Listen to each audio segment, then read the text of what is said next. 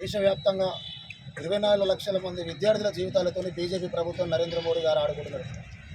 నిన్న రాత్రి కేంద్ర విద్యాశాఖ మంత్రి ధర్మేంద్ర ప్రధాన్ గారు ప్రెస్ మీట్ పెట్టి నెట్ని రద్దు చేసినాము, దాన్ని సిబిఐ విచారణ జరుపుతున్నామని చెప్పడం జరిగింది.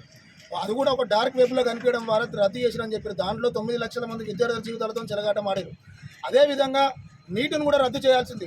బహిరంగంగా విద్యార్థులే డైరెక్ట్ బయటకు వచ్చి మేము ఎగ్జామ్ ముందు రోజు 32 లక్షల రూపాయలు పెట్టి మేము పేపర్ కొనుక్కున్నామని చెప్పేసి విద్యార్థుల బీఆర్లో నేను వచ్చి చెప్పడం జరిగింది. వాళ్ళు అప్రూవల్గా మారి వాళ్ళని అరెస్ట్ చేయడం కూడా జరిగింది.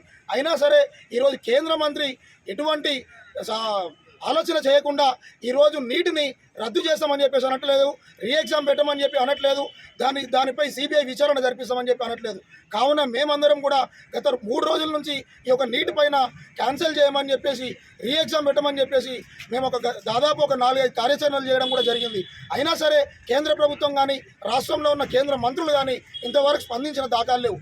కావున మేము నిన్న కూడా కిషన్ రెడ్డి గారికి అపాయింట్మెంట్ లెటర్ ఇవ్వడం జరిగింది. మేము మిమ్మల్ని కలిసి ఈ యొక్క నీటి కోసం చెప్పుకోవడం జరుగుతుంది. మీరు దయచేసి కేంద్ర ప్రభుత్వం మాట్లాడి దాన్ని రద్దు చేయించి ఎన్టీఏని ప్రక్షాళన చేయించాలని చెప్తామనే ఆలోచనలో మేము ఉన్నాం. కానీ కేంద్ర మంత్రి ఇవాళ బొగ్గు గనులు వేలం వేసుడులో బిజీ ఉన్నాడు. కానీ ఈరోజు విద్యార్థుల జీవితాలను పట్టించుకోవడంలో చిత్తశుద్ధి లేదని చెప్పేసి కూడా ఇక్కడ ఉన్న కేంద్ర మంత్రులు నేను కోరుకుంటున్నా.